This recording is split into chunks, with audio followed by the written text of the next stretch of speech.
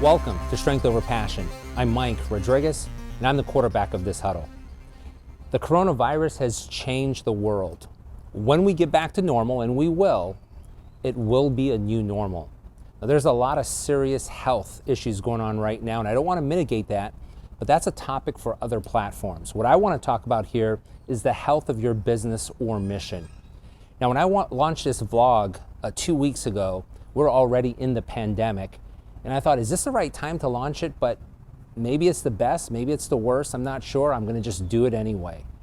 6 months ago, I started creating a new business called True North Energies and put a lot of time, resources into that. And this week was slated as the kickoff, literally this week. And we're about to go into the worst period of this pandemic now. I'm sure you have a lot of stories as well. So it boils down to this: what are we gonna do moving forward? How can we not just survive this time, but how can we come out thriving?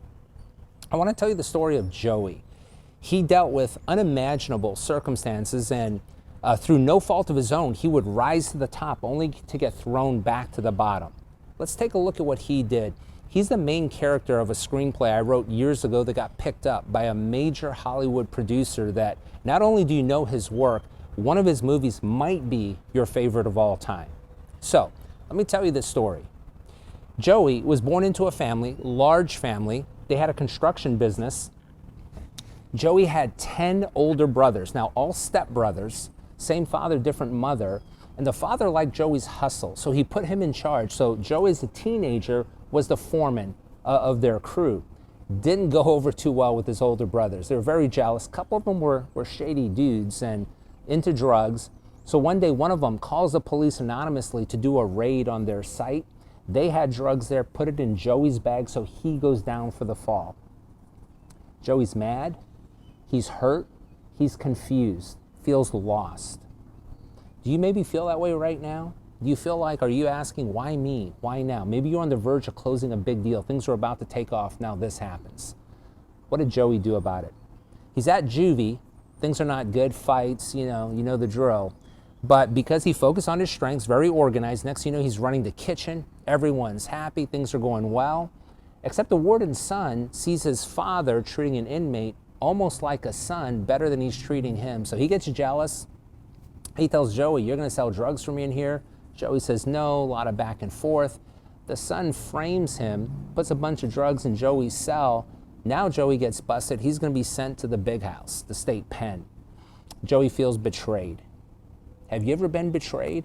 I'm not talking about where a friend hurt your feelings. I'm talking about where someone that you felt like was a brother, that maybe you're in love with, that does something that feels like it crushes your soul. It's happened to me. How do you get through that? Well, number one, I think you lean on your faith. And number two, lean on your strength. What do you do well? Go back to that. Do what you do well. That'll give you some confidence. Joey was a great communicator, great teacher. So he was helping one of the guards get his GED. So on the bus ride over to the state pen, the guard unchained Joey so he could look at textbooks and help him one last time. That bus swerves off a bridge and goes down into a raging river. By the time the authorities got there, they just, everyone was dead that they found there. Joey's body was missing, but after a search, they declared him dead, thought no one could survive this.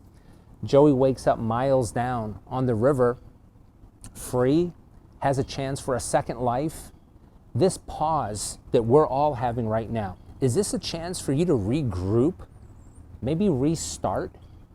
So Joey takes this chance to have that second life, moves far away, married now, 2 boys, starts a contracting business. It's what he's good at, what he knows, and doing well, meets the ultimate mega building tycoon, interprets a dream for him and tells him, look, there's gonna be 7 years of prosperity followed by a 7-year iron ore shortage, which is death to contracting businesses. And he advises over order on your iron, build up a stockpile. So that's exactly what happens. Tycoon puts Joey in charge. Things are going great. 10 years later, everyone else is suffering. They're booming. People have to come to them to buy this iron ore, trade or barter for it. Joey comes face to face with his now 11 brothers. He had another brother, Benny, that was born. They don't recognize him because it's decades later and they thought he was dead, but Joey recognizes them. He has a choice. What's he going to do? Does he take revenge? Does he give the brothers what they deserve? That's justice. He had a right to do it. That's what the main character of the Count of Monte Cristo did. Or does Joey give them what they don't deserve? That's grace. That's what Joseph in the book of Genesis from the Bible did. Huge climactic ending, very emotional, all these things happen. As you can probably guess by now, Joey is my modern telling of a very old story. The Hollywood producer that I referenced is Howard Kazanjian. He produced Raiders of the Lost Ark, my favorite movie of all time, and he also produced 2 of the Star Wars movies, amongst many others. So he wanted to make this his next film, gonna put together a $28 million package. I wrote it, I'm set to direct. Came home, told my wife, babe, I'm the next Spielberg, let's go. And 2 weeks later, the stock market went into free fall, like it's doing right now. This was 2008, the beginning of the housing crash.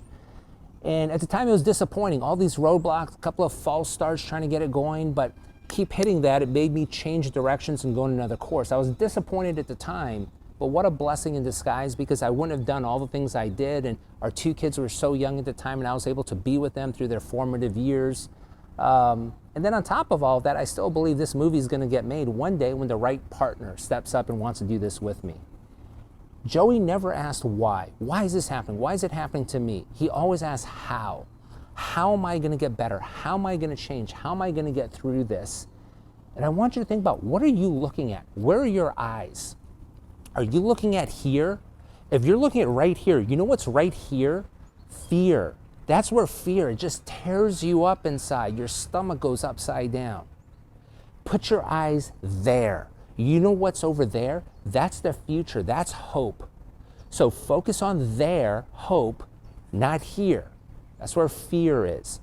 Now, Joseph from the Bible was the ultimate businessman. So let's take a lesson from what he did and how he looked at things. COVID-19, as it changes things around us, gives us an opportunity. You need to do one of 3 things, in my opinion. As you look at your business or mission, number 1, you need to reimagine it. So how can you tweak it? Now that you know things can change, things can be different, how do you tweak your business?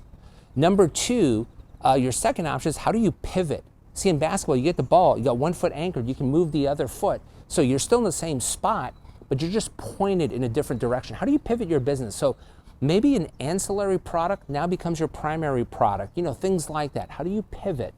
Or number 3, do you change? Do you just get out of that industry, change your business completely? How do you know which one of the 3 to do? What's the strength of your business? Figure that out, and then that'll help give you a mesh point of looking at which of those 3. Number 2, what's your strength? What's your superpower? Go back to my episode number 2. What's your superpower? Look at that. That'll help you decide with your business, do you reimagine it? Do you pivot? Or do you change? Guys, I got to tell you, right now, people are asking online, on the news, just in, out and about, why is this happening? Everyone's so focused on why. Accept the circumstances. Stop asking why. We are where we are. Start focusing on how you're going to create your future, because that's the opportunity we all have. And I'll tell you this, if you have any prayer requests, anything for you personally, your family, your business, please leave that in the comment section. You have my word. I will pray for whatever prayer requests you have. Teammates, it is truly time for you to win.